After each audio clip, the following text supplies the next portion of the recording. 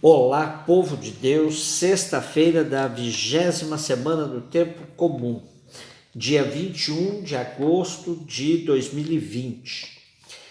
Primeira leitura, Ezequiel 37, de 1 a 14. Talvez estejamos hoje frente à metáfora mais contundente sobre a restauração de Israel. O vale de ossos ressequidos que recobram a vida nos oferece uma visão surpreendente de renascimento do povo massacrado e sepultado vivo no cativeiro da Babilônia. A promessa de reerguimento é como uma imagem de ressuscitação, como um abrir sepulturas e dar vida nova a cadáveres sem nenhum sinal de vida. Esse fenômeno veio em resposta às queixas de Israel. Os nossos ossos estão completamente ressequidos, a nossa esperança desvaneceu-se, ficamos reduzidos a isso. A volta à vida acontece como que num processo. Primeiro os ossos readquirem nervos, músculos, carne. Os corpos põem-se de pé qual um exército em campo de batalha. Depois disso, o profeta é levado a anunciar a vinda da Ruá, do Espírito, trazendo vida por todos os lados. Agora o povo está pronto para voltar à sua terra, para reconstruí-la sob novas bases, cujo ponto fundamental é o reconhecimento de Javé como seu único Deus.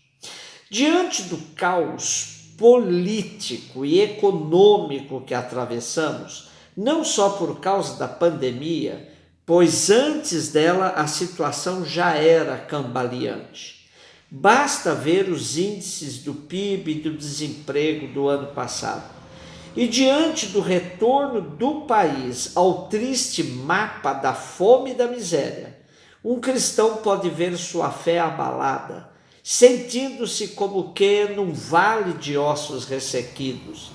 De onde virá a voz profética, como a de Ezequiel, apontando a saída e o renascimento, com o sopro do Espírito por todos os lados, recobrando a esperança da nossa gente? A única certeza que temos é que Deus não abandona seu povo e que todos os sinais de resiliência somente se tornam viáveis por meio da luta aguerrida de um povo organizado. É por aí que sopra o Espírito libertador de Deus, capaz de abrir as sepulturas e provocar novas chances de vida numa sociedade inteiramente transformada. Mateus 22, de 34 a 40. O capítulo 22 de Mateus apresenta cenas fortes de oposição a Jesus. Depois da parábola do banquete e do traje adequado para ele, aparece a narrativa da questão do imposto pago a César, que começa dizendo que os fariseus fizeram um plano para apanhar Jesus em alguma palavra.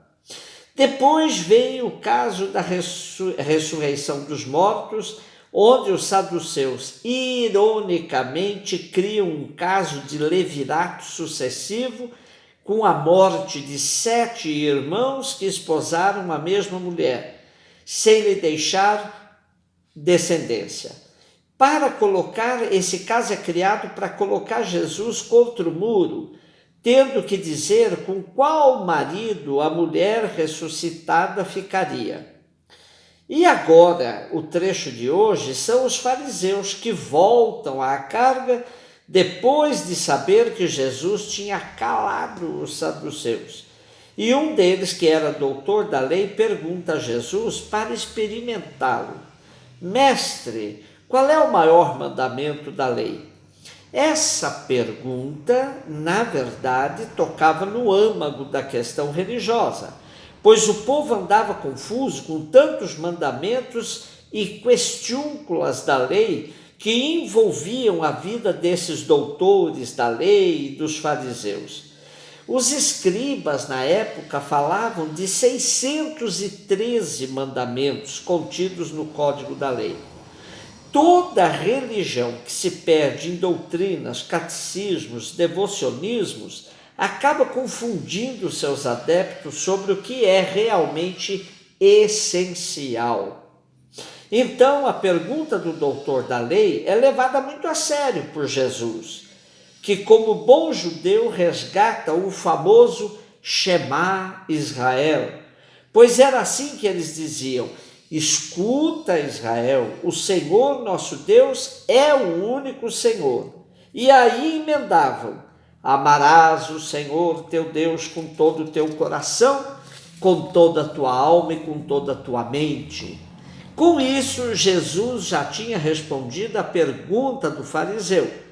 Porém, ele acrescenta algo que não lhe tinha sido perguntado, o segundo mandamento: amarás ao teu próximo como a ti mesmo. Para Jesus, isso estava muito claro, que o primeiro mandamento, descolado do segundo, era característica de uma religião de aparências, hipócrita, como se fosse possível amar a Deus sem amar os irmãos.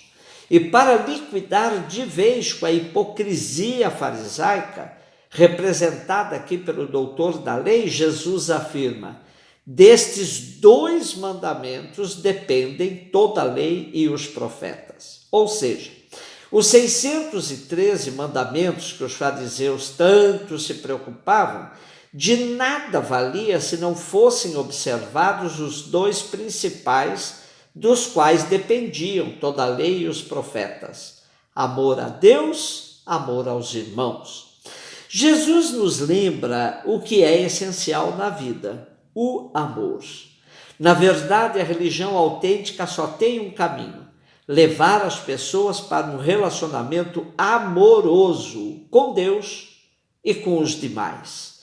Porém, vivemos hoje uma crise imensa de relacionamento. Byung-Chul Han, escritor coreano radicado na Alemanha, aponta como causa dessa crise a morte do outro, por um comportamento extremamente narcisista do homem e da mulher pós-modernos. O outro é apagado da nossa vida por demais centrado em satisfazer os nossos prazeres, provocando na atualidade uma verdadeira agonia do eros. Nessa sociedade, não é Deus que está em crise, mas o nosso relacionamento, que compromete o nosso amor por Ele, por vivermos relações líquidas e fluidas sem consistência.